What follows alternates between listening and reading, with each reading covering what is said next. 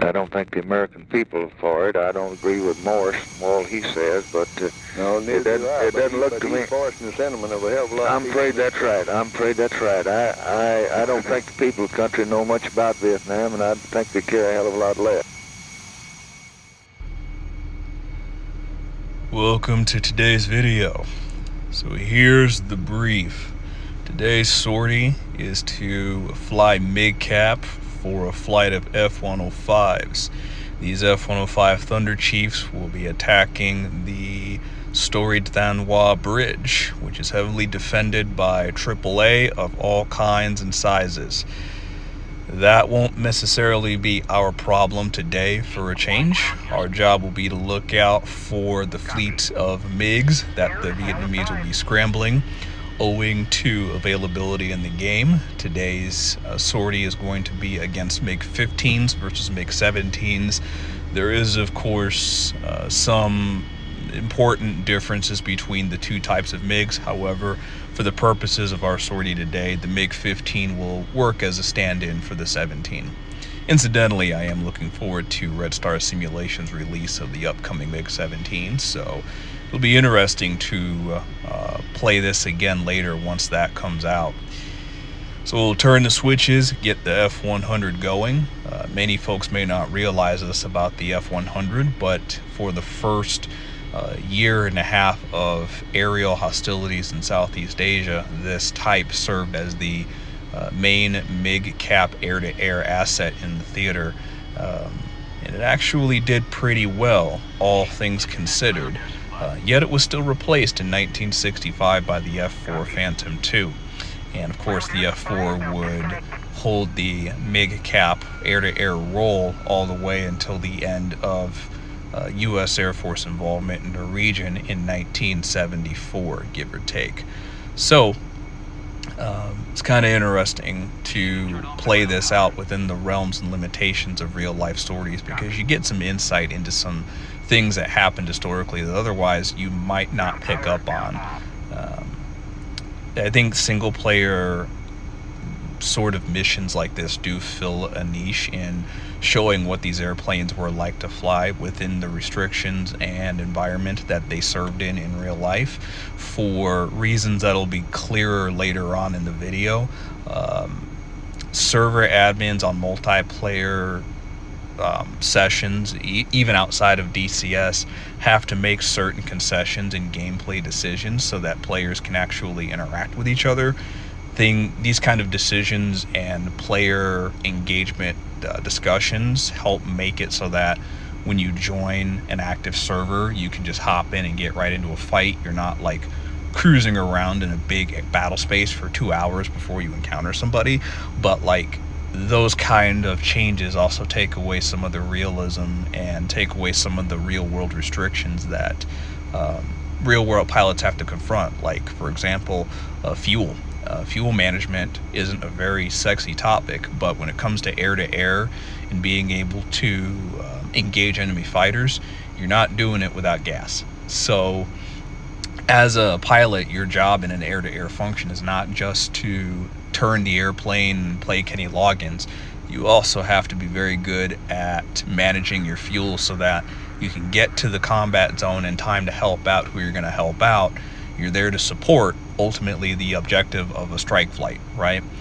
Which is another thing that's different. Like in multiplayer, you're jumping in and you're just going out and blowing up airplanes. There really, most of the time, there isn't an objective that you're trying to achieve in doing that.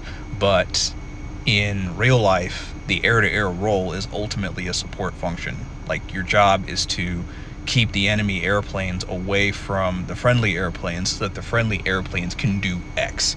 X might be bombing a target, X might be jamming or conducting some electronic warfare, X might be a reconnaissance mission, or it might be all three, or something else. Maybe you're doing combat air patrol over close air support operations, over the forward area battle.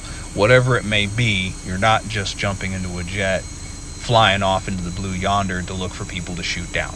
That's just not the way real air campaigns are structured.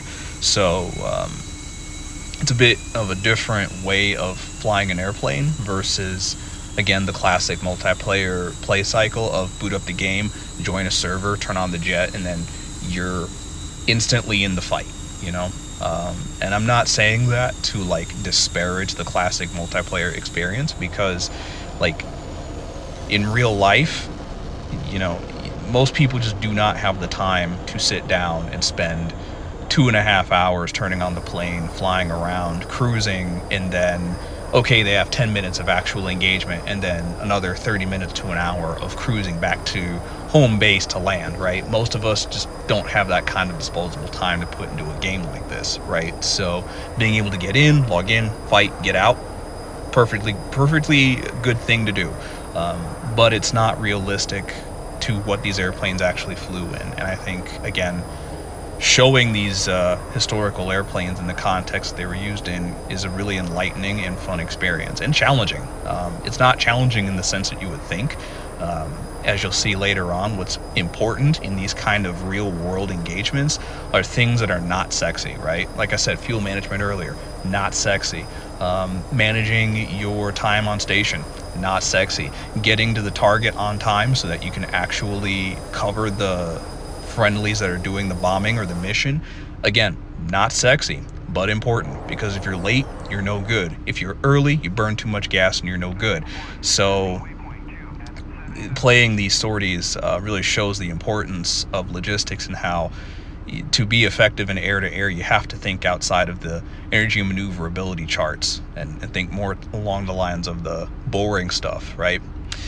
So we're over the target area now, and yes, this doesn't look a lot like Vietnam, but the nature of the game right now is that there isn't a Vietnam map, and there won't be one for some time, just because the current DCS game engine really does not support the kind of topography and layered canopy that exists in that part of the world. So rather than punch out a map that like only 6 people with supercomputers can run, I believe the ED team's plan is to implement a Vietnam game after the platform is on Vulcan and the bugs have been sorted out. So it's going to be a long time before we see a Vietnam map and truly worthy of the term. So in the meantime, we have to make do. Today's map is Southeast Asia. Others use Marianas, but I think it's a little too small for most of the scenarios we're trying to do, because to put things in perspective about the logistics, to go from either South Vietnam or Thailand to North Vietnam is a multi-100-mile one-way sortie trip. So it's tough to simulate that when the land area is relatively compact as it is in the Marianas. So welcome to the reality at hand. You're looking at a subset of the time I spent. I think my vol period was about 40 minutes, but this is what it's about, folks. Most air-to-air missions turn out just like this. You're flying around, looking out of your canopy, marking time, burning holes in the sky, waiting for something to happen. To put things in perspective, you know, for every like MiG killer pilot that you see or read about, there's probably about 20-something other pilots that were equally trained, equally prepared, but flew their missions, nothing happened, and they went home. That was their war. To put things kind of in a numbers context, when the 58th Tactical Fighter Wing shot down 12 confirmed Iraqi aircraft during Operation Desert Storm, there were 8 pilots in a squadron of 30 who did that. So take a look at the F-105s down there. Notice how difficult it is to pick them out visually, even though the F-105 is such a huge airplane. Nasty flak over there. But as I was saying, you know, 8 pilots scored the kills out of a squadron of 30. So what did the other 22 pilots do? Well, they strapped into their Eagles, they took off, they flew their missions, and they scored no kills and engaged no airplanes. And that was their fight. And that's the fate of a vast majority of air-to-air dedicated pilots. They take off, they fly, they land, and that's it. No fight, no engagement, no fun story at the bar. It's only a fortunate few who have the training and the opportunity to actually shoot someone down. And when you have a mission that uses realistic constraints, this kind of comes out. And it really fills in the blanks on why a lot of like air combat games and server admins and DCS make the gameplay decisions that they do, because most of us would probably not find this gameplay very thrilling. I'm a junkie for context and history, so I'm perfectly cool with flying around for 40 minutes doing nothing, but the vast majority of people, I imagine, would probably not be too thrilled at sitting in a fighter jet for 40 minutes and shooting at nobody. But that's the reality of the air-to-air mission, folks. And this is what we're doing here. Flying around, watching the action, staying out of the flak, and waiting for the MiGs to show up. Remember, this is 1964 here, so, 1965 technology here, so no AWACS, no banner at the top right of the screen telling you where the bandits are. It's just Mark 1 eyeball and luck. As you noticed earlier on, we already had a loss. One of the flak suppressor F-100s got shot down. Those were the Huns we had passed on the way in with air-to-ground ordnance. You may have seen them on the ramp earlier in the video. Their job is to do what we did in the last sortie, which is to bomb AAA positions so that everyone else can enter and interact in the combat area without getting perforated. As you might imagine, shooting at guns from an airplane is a pretty hazardous job.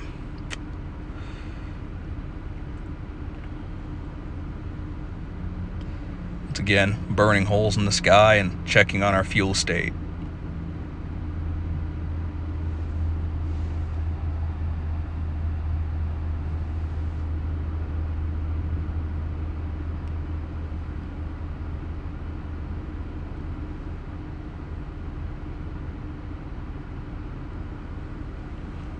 So as we execute this turn here, trying to keep my wingman out of the line of fire of the flak,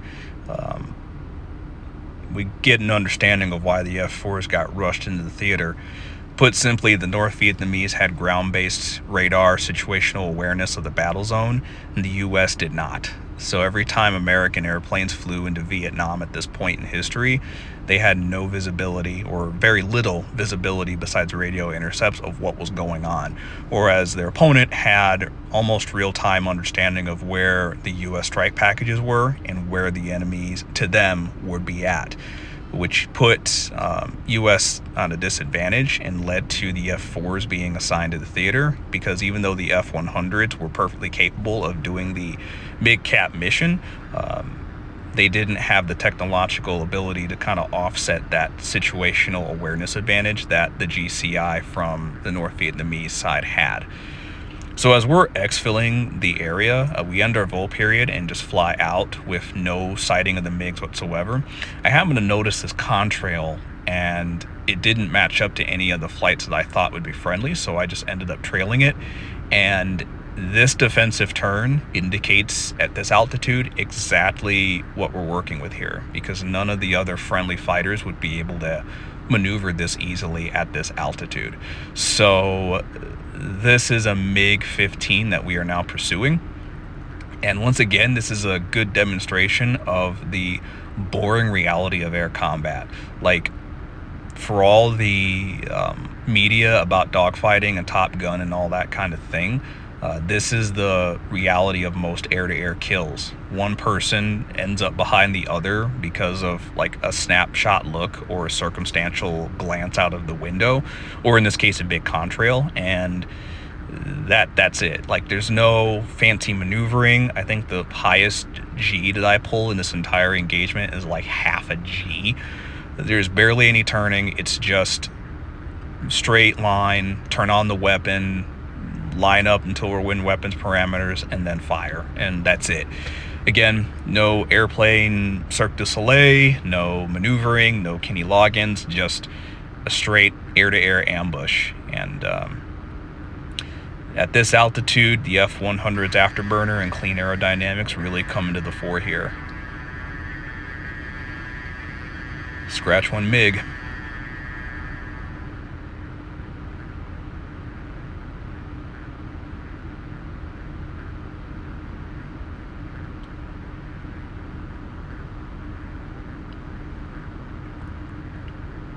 Kind of see how so many accounts you read about of pilots flying through the debris of their victim's airplane. You'd see how that would happen, because I feel like if DCS actually had airborne foreign object debris modeling or FOD modeling, probably would have lost the engine right there, because I feel like I would have sucked down a whole bunch of broken MiG into the intake with that move. Fortunately for us today, it's a early access airplane in a video game, so no damaged engine to worry about. So as we come in to park up the jet, concluding thoughts. First, did we succeed?